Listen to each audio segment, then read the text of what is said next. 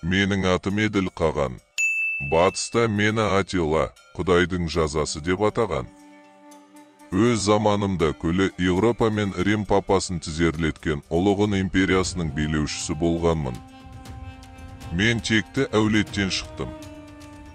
Әкем Мұздық Қаған Ақсүйек руынан болған. Бала кезімде ең мықты, беделді ұстаздар маған әскер басқару мен шайқасуды үйретті. Әкем қайтыс болғаннан кейін таққа менің ағам біледа отырды. Менің ағам қабілетсіз, санасы төмен билеуші болды.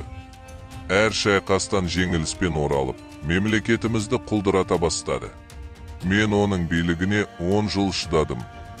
Бірақ оны тоқтатпасам еліміз әбден құрып кететінін түсініп ақыры кеудесіне қанжар тығып, өз қолыммен туған ағамды тақтан тайдырдым.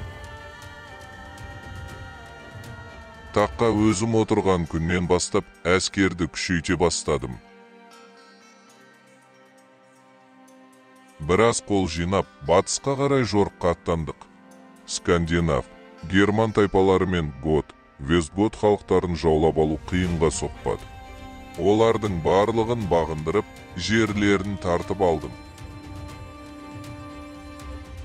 Бірақ менің көздегенім Рим империясы болды.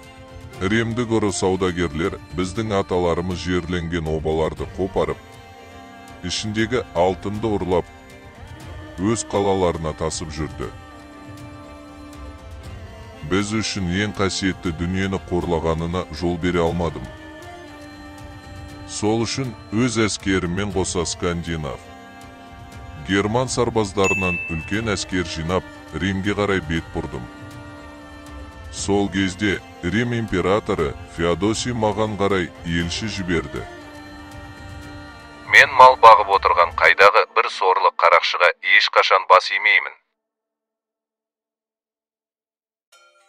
Феодосийдің бұл сөзі өз елі үшін жасаған үлкен қастандық болды.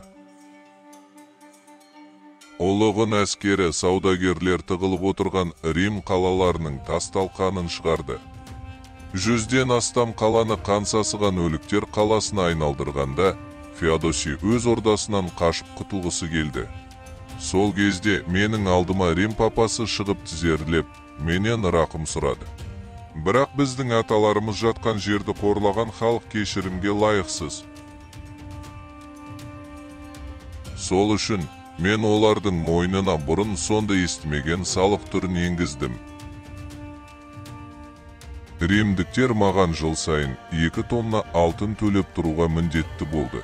Соның нәтижесінде Феодосийдің барлық алтыны таусылып, керек сома жинай алмай өз халқын тонап, әйелдердің әшекейін тартып алып, мемлекетті әбден құлдыратты.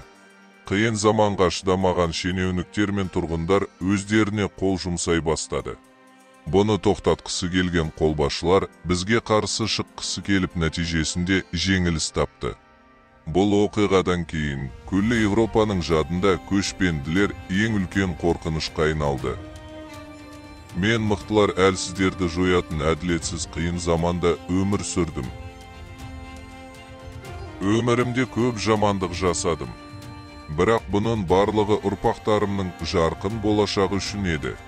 Ұрпақтарыма айтарым, ата-бабаларының қан мен терін зая кетірмеңдер. Аталардың аруағын қор қылмаңдар.